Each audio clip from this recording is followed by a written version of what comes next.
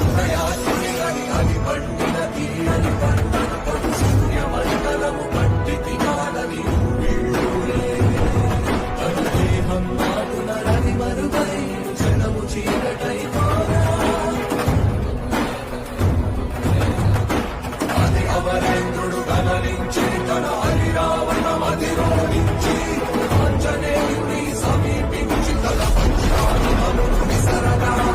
అవనందనుని హనుముని తాకా చిందిన రక్త బిందువే